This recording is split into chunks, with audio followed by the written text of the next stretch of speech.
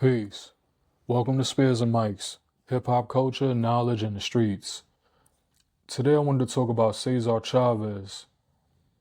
Yesterday, late last night, I believe, the news came forward that Dolores Huerta has expressed her truth and made a statement accusing that Cesar Chavez had R''d her twice and they actually had children based off of pregnancies after being R''d by Cesar Chavez.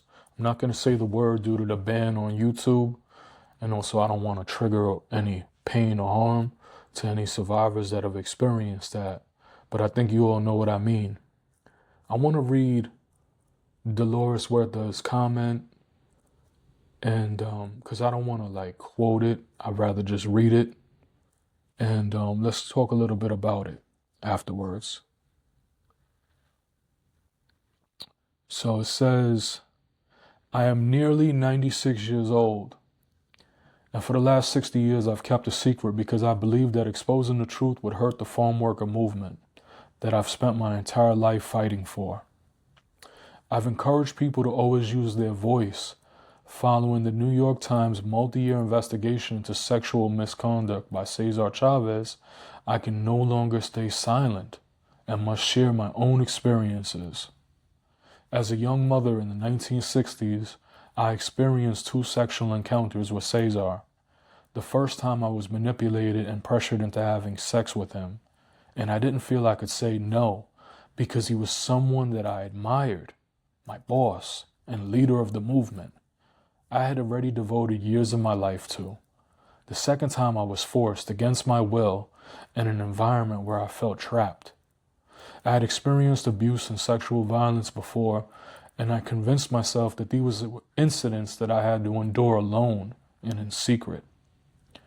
Both sexual encounters with Cesar led to pregnancies.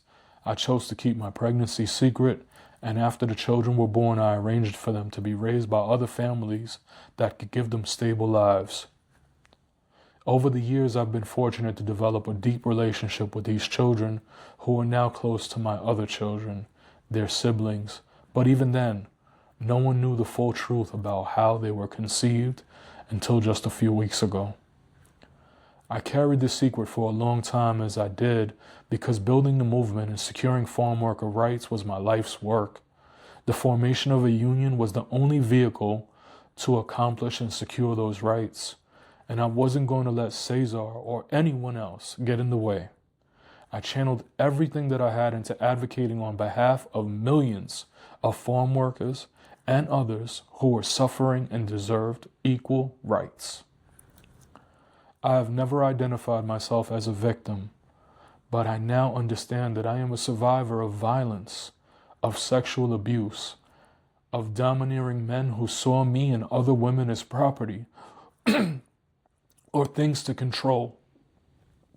I am telling my story because the New York Times has indicated that I was not the only one. There were others.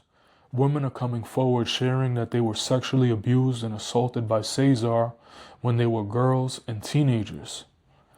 The knowledge that he hurt young girls sickens me.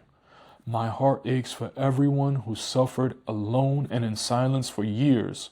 There are no words strong enough to condemn those deplorable actions that he did. Cesar's actions do not reflect the values of our community and our movement. The farm worker movement has always been bigger and far more important than any one individual. Cesar's actions do not diminish the permanent improvements achieved for farm workers. With the help of thousands of people, we must continue to engage and support our community and given that equity that they've been denied. I have kept a secret long enough, and my silence ends here. It's pretty heavy. Certainly heavy being the father of 2 beautiful young daughters.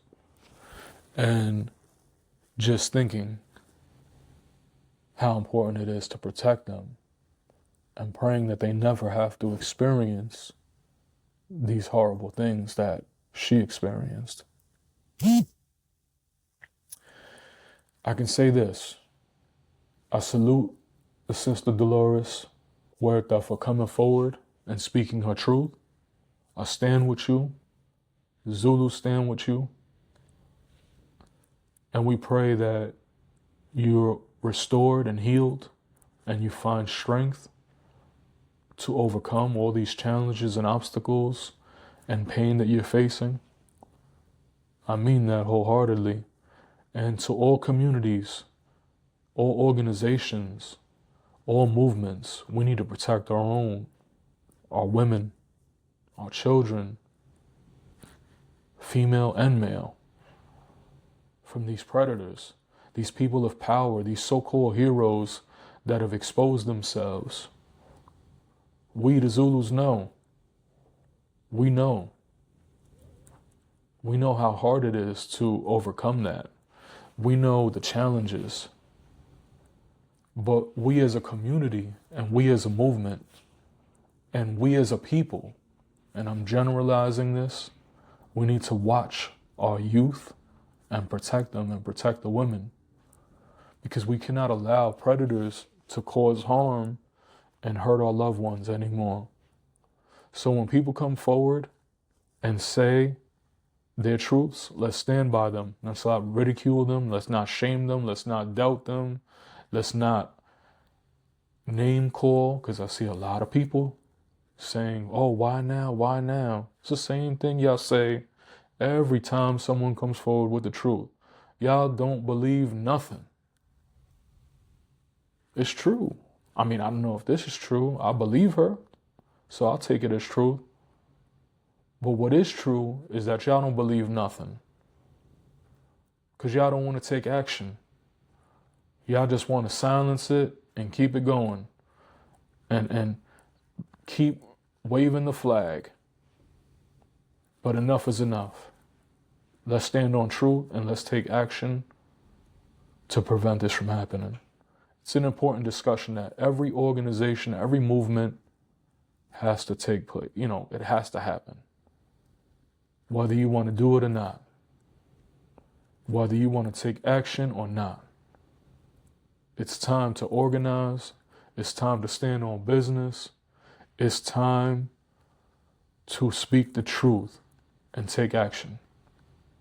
Again, my thoughts, my prayers, my concern, and I look forward to seeing how this unfolds and ways that we can continue to talk about the predators and the survivors and find ways for restorative justice and healing as a community. I'm Zulu King L1, co-host of the Spears and Mikes podcast, where we talk about hip-hop culture, knowledge, and the streets. But this needed to be spoken about, it needed to be addressed. Let's continue to stand on truth, support survivors, and find ways to protect our youth and our babies and our women. Peace.